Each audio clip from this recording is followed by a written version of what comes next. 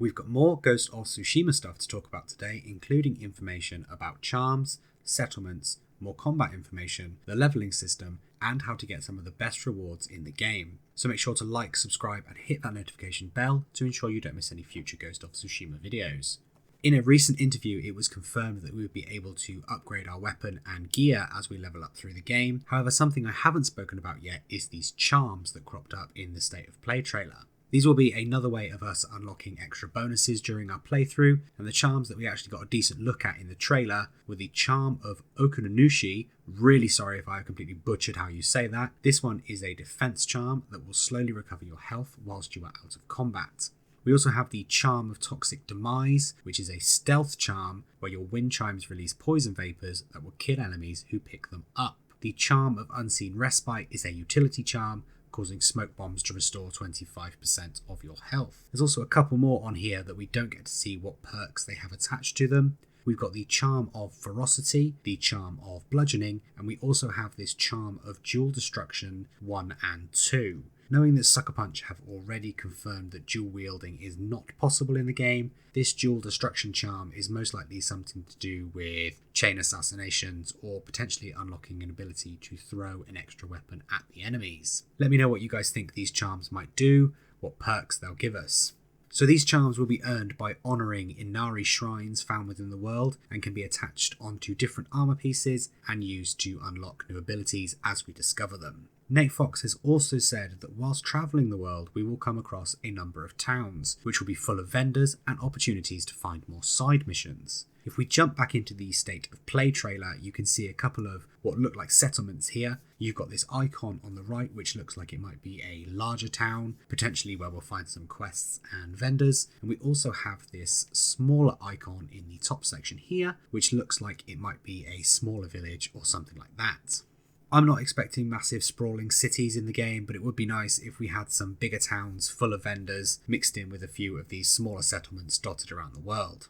Just quickly going back to Fox's comment earlier about these side missions. So he has said that an anthology of stories surround Jin's main story in the form of side tales. Some of these will be brief, and some wrap Jin up in interesting characters, giving players an opportunity to learn more about his island and his new friends. Personally, I always love it when a game adds more depth to the characters that surround our main protagonist and really tries to get you invested in them, and that sounds exactly like what Sucker Punch are trying to do here. Fox goes on to say that Jin's transformation from samurai to ghost is of course the main story of the game, but along that journey he'll run into a number of other characters with stories of their own to tell.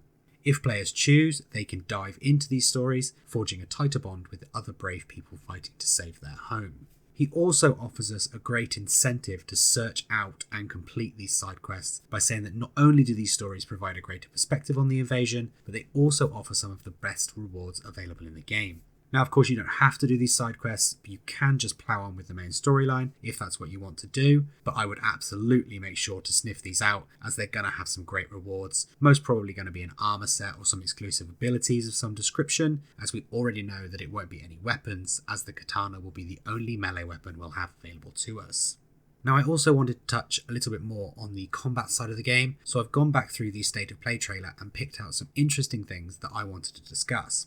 Looking at the stance system, Jin can change his stance depending on what type of enemy is in front of him, and some enemies are more susceptible to damage from certain stances, and vice versa, some will be less effective against certain enemies as well. So we saw the water and the stone stances in the gameplay. As the name of these stances suggest, water looks a lot more fluid and faster, whereas the rock stance seems quite defensive and slow.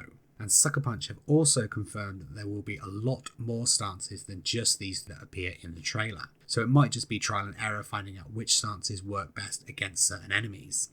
I also mentioned in a previous video about our resolve meter down in the bottom left corner with these yellow circles or orbs. It looks like landing hits will fill these meters up, whilst obviously using abilities or healing will empty some of this meter. For example, you can see on the screen that the L1 and R1 special move, which I suspect is some kind of overpowered attack, will use 3 of these orbs. However, you can also drain it in a number of different ways. Jin does this swipe with his sword, which drains one of these orbs, and later on in the gameplay when we see Jin using the bow, he has this R3 precision shot, which looks like it's tied to the resolve system as well. So these orbs are obviously tied to abilities. It very much reminds me of the Assassin's Creed system, where you could be massively offensive or heal yourself using segments of your adrenaline bar. Another thing is it looks like there is a timing mechanic in Ghost of Tsushima with this spear glowing blue just before the enemy attacks, looking like this is a visual indication of when to dodge or parry, or potentially it could just be to let you know that an enemy is winding up a heavy attack. We'll have to wait and see on that one. The last thing I wanted to draw your attention to on the combat is the different arrow types we'll have available. So Jin, as we know, will have two bows, the half bow for closer range combat and the long bow for longer range. In the bottom right corner, we've got some different arrow types. So looking at these, we have the fire arrows, it looks like, and the other one, which is clearly labelled on the screen, is the heavy arrows. There is also another one that we see the icon for. It looks like it might be an explosive arrow of some description, maybe one that disorients enemies or something like that. Let me know what you think that one might be down in the comments. Just in case we run out of arrows, we also see in the trailer that we are able to loot arrows from downed enemies, which is obviously always handy. I imagine we'll be able to craft them as well, of course. And the last thing I want to talk about is it looks like Sucker Punch may have already showed us the leveling system in the State of Play trailer as well. So as you can see, we have this Legend of the Ghost icon in the top right corner of the map, and Jin is currently classed as the Wandering Samurai.